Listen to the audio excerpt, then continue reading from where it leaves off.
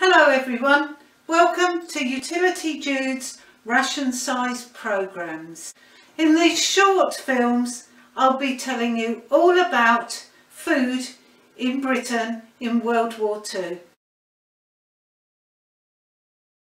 Now much of the food that we were importing before the war was actually animal feedstuffs, and with the threat to our shipping, the government wanted to make sure that what we were bringing over in our ships was not for animal feeds, but were for our own human consumption.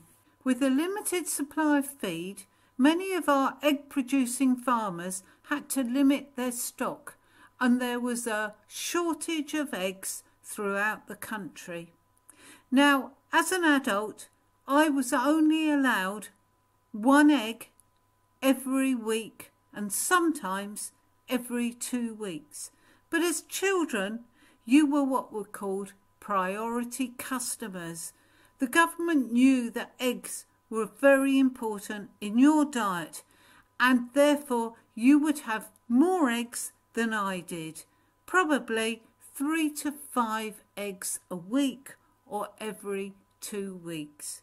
But this certainly didn't go very far. As a wartime housewife, I was unable to go to the shops and buy ready meals and sauces already made. I would have to cook everything from scratch, and the egg ration was very, very small, especially when so many recipes need eggs to make them.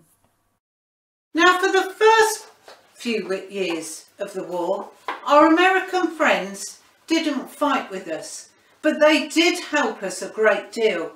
They sent us over food and machinery brought by the merchant navy in ships in that amount that was still coming across the sea.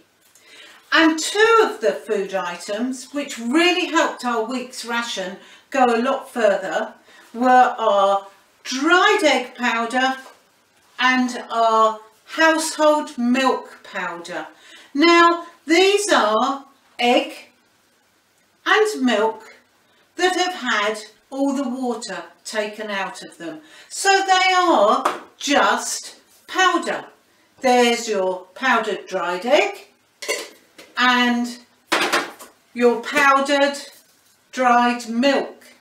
And what I do with them is add water to them and then use them like I would a beaten egg or just normal liquid milk. And they would make my 1 egg every 2 weeks and my 2 to 3 pints of milk every week go much, much further. Everybody with a ration book would be able to buy a packet of dried eggs every month, and that's got the equivalent of 12 eggs inside there, so it would mean you'd have a lot more eggs to use in your cooking. The dried milk, the household milk, as a family, as a household, I'd be able to have one of those tins a month too, which would make my fresh milk go a lot further. Sometimes when these were in very good supply, you could have more than that. Sometimes you could have 2 or 3 tins of household milk. It just depended on how much supply there was in the country.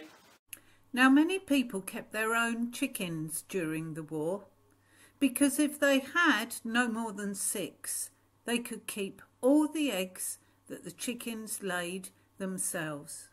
However, it was very hard to feed those hens. There was very little chicken feed available, but if the household wanted to keep their own hens, they would have to give up their shell egg ration that they had each week or each 2 weeks, but instead they would be able to buy some layers mash to feed their hens. They would have a special ration card for this that they could use to buy the hens' feed. But this chicken feed wouldn't go far enough to feed our hens properly, so we would have to give them extras, scraps. All the vegetable peelings, potatoes, carrots and cabbage would be stewed together on top of the stove, and when they were cool, they would be added to the chickens' feed. Now, during spring and summer, chickens lay many eggs, and if you had too many eggs, you would preserve them in a substance called water glass. You would put your spare eggs in this big preserving pail with the gloopy liquid made from the water glass egg preserver, and those extra eggs could stay in that preserving liquid for up to a year without going bad. So, hey little hen, when will you lay me an egg for my tea? Now in the next programme we're going to be looking at ration books